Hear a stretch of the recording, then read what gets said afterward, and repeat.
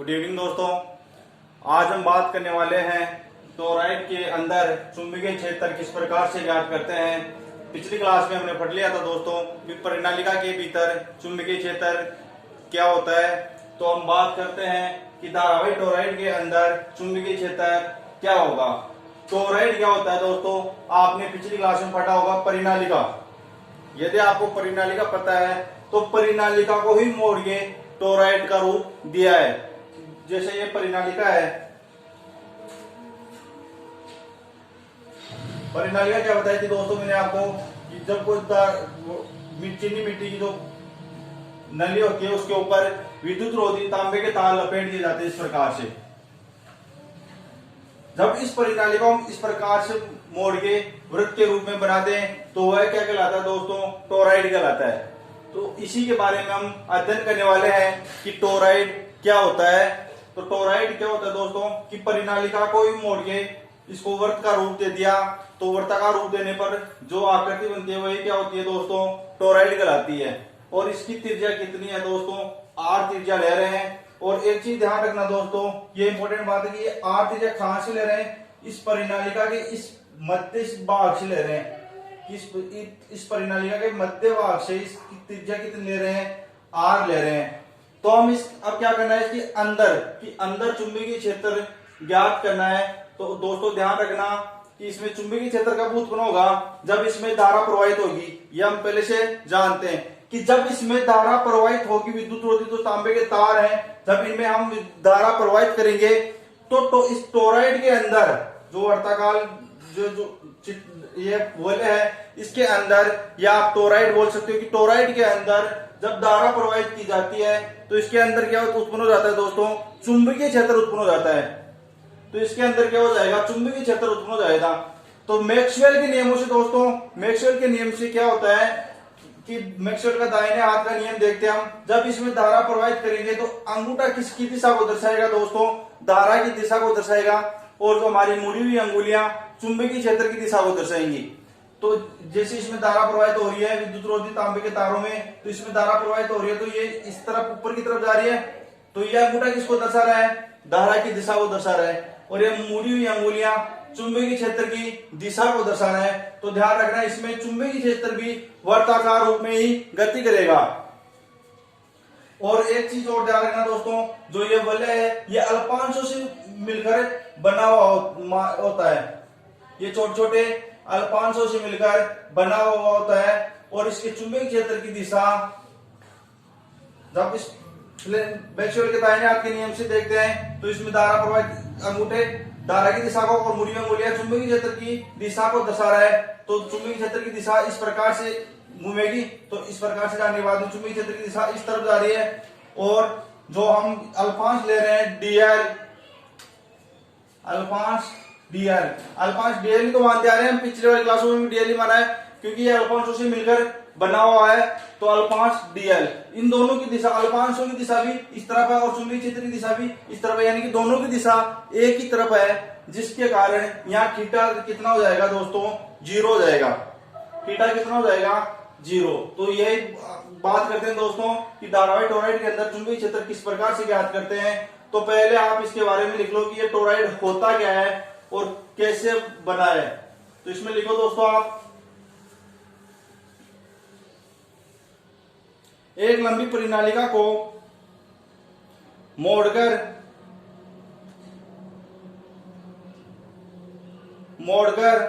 जब वर्ताकार रूप दे दिया जाता है तो इस प्रकार से मोड़कर जब वर्ताकार रूप दे दिया जाता है तो उसे टोरॉइड कहते हैं। माना टोरॉइड में जब धारा आई,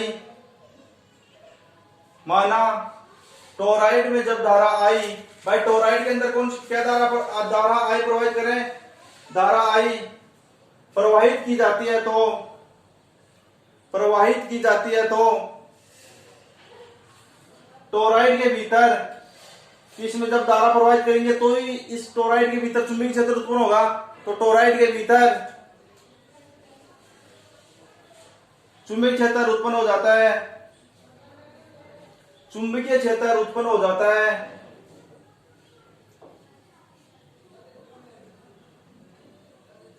टोरॉइड के अंदर जब धारा प्रवाहित की है तो इसके अंदर क्या उत्पन्न हो रहा है दोस्तों, चुंबकीय क्षेत्र उत्पन्न हो रहा है। और इसके अंदर जब चुंबकीय क्षेत्र उत्पन्न हो रहा है तो ये चुंबकीय क्षेत्र किस रूप में गति करेगा, वर्ताकार रूप में गति करता जाएगा। ये किससे पता चला है, मैक्सवेल के दाहिने हाथ के नियम से, कि इसकी दिशा तो इस तरफ हो रही है पहले, किसी अल्पांश की दिशा की तरफ ही। तो इसमें लिख लिया कि इसके अंदर चुंबकीय क्षेत्र उत्पन्न हो जाएगा। अब नीचे लिखना दोस्तों कि टोरॉइड के भीतर चुंबकीय क्षेत्र रेखाएं सकेंद्रीय वृत्तों के साथ या सकेंद्रीय वृत्तों के रूप में होती है। अतः टोरॉइड के भीतर एक समान चुंबकीय क्षेत्र होता है। कि टोरॉइड में जब धारा प्रवाहित हो रही है तो इसके अंदर कंप्लीट में एक समान चुंबकीय क्षेत्र उत्पन्न होगा। तो टोरॉइड के भीतर एक समान चुंबकीय क्षेत्र उत्पन्न होता है। तो एम्पियर के परिपथ नियम से, तो एम्पियर के, अब लिखना दोस्तों, एम्पियर के परिपथ नियम से, एम्पियर के परिपथ नियम से समाकलन बंद पृष्ठ बी सदिश डॉट डीएल सदिश इक्वल टू म्यू0 समीशन आई। कि समाकलन के एम्पियर के परिपथ नियम से क्या था दोस्तों, समाकलन बंद पृष्ठ बी सदिश डॉट डीएल सदिश इक्वल टू म्यू0 समीशन आई। कि एम्पियर का परिपथ यही नियम, एम्पियर का परिपथ का यही नियम था कि चुंबकीय क्षेत्र का रेखीय समाकलन उसमें प्रवाहित कुल धारा का म्यू0 गुणा होता है। ये हमारा एम्पियर का परिपथ का नियम था। तो इसको इस प्रकार से दर्शा रहे हैं, समाकलन बंद पृष्ठ बी सदिश डॉट डीएल सदिश इक्वल टू म्यू0 समीशन आई। तो ये आ गए एम्पियर के परिपथ के नियम से। तो इसको समीकरण नंबर 1 दे दो दोस्तों। अब हम बात करते हैं कि बी सदिश और डीएल सदिश जब दोनों एक ही दिशा में हो तो थीटा का मान क्या होगा। तो मैंने पहले बताया कि जब दोनों एक ही दिशा में हो तो इन यहां पर थीटा का मान क्या हो जाएगा, 0 डिग्री। कि जब दोनों एक ही दिशा में हो तो यहाँ थीटा का मान क्या हो जाएगा दोस्तों, 0 डिग्री। तो यहां लिख लेना बी सदिश व डीएल सदिश एक ही दिशा में है तो थीटा इक्वल टू 0 डिग्री। तो समाकलन बंद पृष्ठ बी सदिश, जब यहां से सदिश हट जाएगा तो इसका डॉट प्रोडक्ट करेंगे तो सदिश हट जाएगा और क्या हो जाएगा, बी डीएल कोस थीटा। यहां थीटा का मान कितना है दोस्तों, 0 डिग्री। तो थीटा का मान कितना रख देंगे, 0 डिग्री। अब कोस 0 का मान कितना होता है दोस्तों, 1 होता है। कोस 0 का मान 1 होता है। और ध्यान रखना साइन 0 का मान 0 होता है दोस्तों। तो कोस 0 का मान 1 होता है। तो इससे इसका मान क्या है दोस्तों, समाकलन बंद पृष्ठ बी डी आई। यह आ गया इसका मान, इस समाकलन बंद पृष्ठ बी डी आई। अब हम इसका समाकलन करते हैं दोस्तों आगे। तो यहां से इसका समाकलन करेंगे, समाकलन जब यहां से बी बाहर आ जाएगा चुंबकीय क्षेत्र, अंदर क्या बच गया, डीएल रेखीय समाकलन यानी अल्पांश डीएल बच गया। तो इसका क्या करेंगे दोस्तों, समाकलन करेंगे। तो इसका पिछले वाली क्लासों में मैंने आपको बताया है कि डीएल का समाकलन क्या होता है दोस्तों, 2 पाई आर। क्योंकि ये अल्पांशों से मिलकर बना हुआ है पूरा कंप्लीट वर्त। इसके वर्त की परिधि क्या होती है, 2 पाई आर। तो इसका समाकलन क्या हो जाएगा, 2 पाई आर। तो इसका मान क्या जाएगा दोस्तों, बी भाई इस डीएल का समाकलन क्या हो रहा है दोस्तों, 2 पाई आर। तो कोष्टक 2 पाई आर ये हो गया। इसको समीकरण नंबर 2 नाम दे दो। ये समीकरण नंबर 2 आ गई हमारी। अब नीचे लिखना दोस्तों,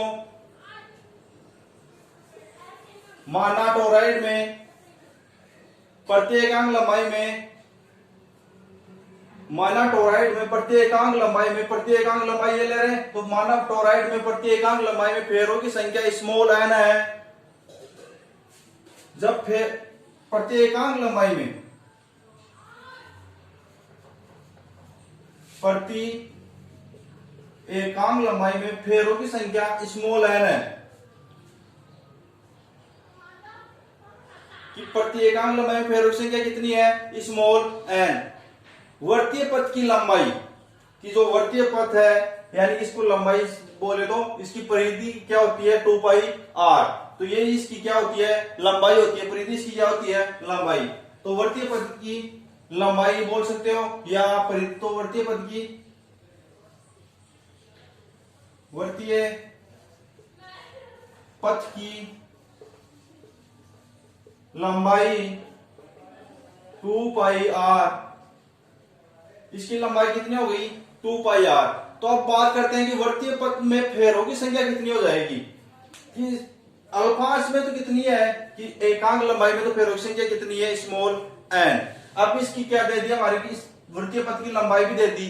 तो अब इस इतनी लंबाई में फेरों की संख्या कितनी होगी, कि इसकी लंबाई कितनी दे दी, 2 पाई r। तो 2 पाई r लंबाई में फेरों की संख्या कितनी होगी, तो कितनी हो जाएगी, 2 pi r n, 2 pi r n। तो यहां लिख लेना दोस्तों कि वर्तीय पथ में फेरों की संख्या 2 पाई r n, ये हो गई कि वर्तीय पथ में फेरों की संख्या कितनी हो गई दोस्तों, 2 पाई r n। अब हम बात करते हैं कि वर्तीय पथ में फेरों की संख्या तो हो गई, और यदि इसमें I धारा प्रवाहित कर रहे हैं हम, जब इसमें I धारा प्रवाहित कर रहे हैं तब क्या होगी फेरों की संख्या, तो क्या हो जाएगी, I धारा, जो धारा प्रवाहित कर रहे हैं I, वो इससे इंटू हो जाएगी, तो इसमें फेरों की संख्या आ जाएगी। तो नीचे लिखना दोस्तों, प्रत्येक फेरे में धारा I है, तो अब ये श्योर है कि जब इसमें धारा प्रवाहित हो रही तो प्रत्येक फेरे में से धारा गुजरेगी। और एक चीज और ध्यान करना दोस्तों, कि ये धारा जैसे इसमें जा रही है, तो ये इस यहां से बाहर की तरफ आ रही है और यहां से अंदर की तरफ, फिर वापस यहां से बाहर की तरफ, यहां से अंदर की तरफ, फिर यहां से बाहर की तरफ, यहां अंदर। इस प्रकार से ये धारा इसमें रोटेट करती हुई जाएगी, बाहर अंदर बाहर अंदर। तो इसमें लिखना नीचे कि प्रत्येक फेरे में धारा I हो, तो वर्तीय पथ से गिरी नेट धारा, गिरी नेट धारा 2 pi r n I, 2 pi r n I, ये आ गई दोस्तों, कि यानी कि इसमें कुल धारा कितनी बह रही है, I इक्वल टू, यानी कुल धारा का मान कितना आ रहा है दोस्तों, 2 पाई r n I। ये किसमें आ रहा है कि प्रत्येक फेरे में से जब I धारा प्रवाहित हो रही हो, तो n फेरों में से जब धारा गुजरेगी तो उसका मान कितना आ जाएगा, 2 पाई r n I। तो कुल धारा I equal to 2 pi r n I। इसको समीकरण नंबर 3 नाम दे दो दोस्तों। अब समीकरण नंबर 1 ये है, 2 ये है और 3 ये है। तो समीकरण 2 से 2n, 3 समीकरण नंबर 2 और समीकरण नंबर 3 के मान जो समीकरण नंबर 1 में रख दे हम, कि समीकरण नंबर 2, समीकरण नंबर 2 वह 3 के मान समीकरण 1 में रखने पर, 1 में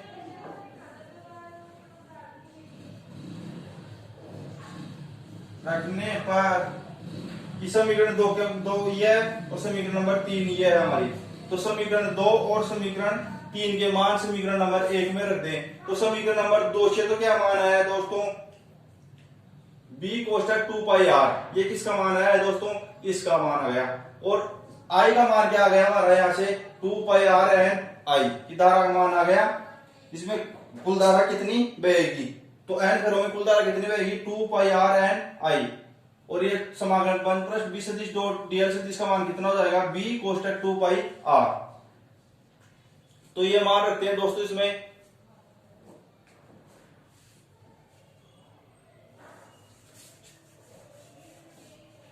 का मान समीकरण 1 में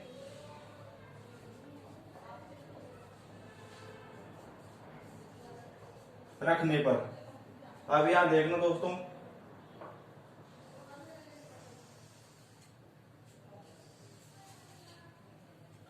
समीकरण नंबर 1 है तो इसका मान क्या है, b कोष्टक 2 पाई r इक्वल टू दारा का मान कितना है 2 पाई r n i, तो ये इसके गुणे में क्या है mu 0 2 pi r n i। अब इससे 2 पाई r से 2 पाई r कैंसिल हो रहा है हमारा, तो 2 पाई r से 2 पाई r कैंसिल कर दो, तो इस 2 पाई r से ये 2 पाई r कैंसिल हो गया, तो यहां क्या बच गया दोस्तों, b equal to mu 0 N I, यह बच गया। यह आ गया चुंबकीय क्षेत्र कितना है mu 0 N I, b equal to mu 0 N आ गई। यदि टोराइड में कुल फेरों की संख्या कितनी हो दोस्तों, कैपिटल एन हो, यदि टोराइड में कुल फेरों की संख्या कैपिटल एन हो तो उस वक्त चुंबकीय क्षेत्र का मान क्या होगा, तो नीचे लिखना दोस्तों, यदि टोराइड में कुल फेरों की संख्या कैपिटल एन हो तो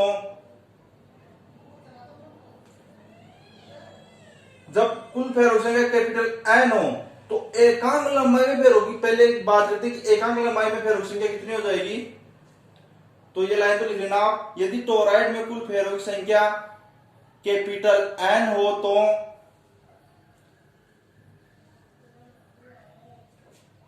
यह तो पूरी टोराइड की, पूरा कंप्लीट इस टोराइड की बात कर रहा है कि पूरे टोराइड में फेरों की संख्या कैपिटल एन हो। तो अब बात करते हैं दोस्तों कि एकांक लंबाई में फेरों की संख्या कितनी ले रहे थे हम, स्मॉल एन ली थी हमने, कि एकांक लंबाई में तो फेरों की संख्या स्मॉल ली थी। अब ये बोल रहे हैं कि पूरे टोराइड में फेरों की संख्या कितनी ले, कैपिटल एन, तो एकांक लंबाई में फेरों की संख्या का मान कितना आएगा दोस्तों, ये निकालते हैं पहले। तो एकांक लंबाई में फेरों की संख्या कितनी है, स्मॉल एन है, तो एकांक में फेरों की संख्या का मान कितना जाएगा, स्मॉल एन का मान कितना जाएगा, एन इक्वल टू एन बटे 2 पाई आर, ये आ जाएगा कि एकांक लंबाई में तो फेरों की संख्या कितनी है, स्मॉल एन, तो इसका मान कितना जाएगी, यानी कि कैपिटल एन क्या है, पूरे टोराइड में फेरों की संख्या कैपिटल एन, और इसकी जो ये लंबाई है कितनी है 2 पाई आर, तो एन बटे 2 पाई आर। अब नीचे लिखना दोस्तों कि इसमें कुल चुंबकीय क्षेत्र का मान कितना जाएगी, इसमें जब कैपिटल एन फेरों की संख्या हो पूरे टोराइड में तब इसके अंदर चुंबकीय क्षेत्र का मान क्या आ जाएगा, तो B इक्वल टू कि इसके अंदर जब क्या ले रहे हैं कैपिटल एन फेरों की संख्या ले रहे हैं तो इसके अंदर चुंबकीय क्षेत्र का मान क्या आ जाएगा, तो म्यू 0, ये एन का मान एकांक लंबाई का मान इसमें रख देते हैं यहां, तो म्यू 0 एन आई बटे 2 पाई आर। और यही दोस्तों हमारे को ज्ञात करना था, क्या है B equal to mu 0 N I बटे 2 पाई आर, न्यूटन बटे एम्पियर इंटू मीटर। तो ये आ गया दोस्तों, आज की क्लास में हमने बात की है कि धारावाहिक टोराइड के अंदर चुंबकीय क्षेत्र का मान क्या होगा।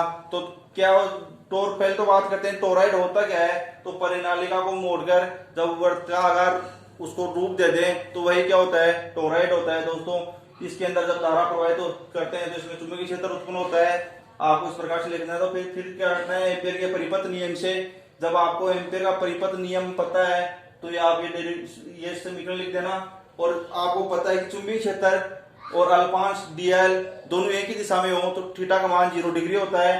तो यहाँ से जब कोस 0 का मान 1 होता है तो यहाँ से क्या है इसकी समीकरण b कोष्टक 2 पाई आर।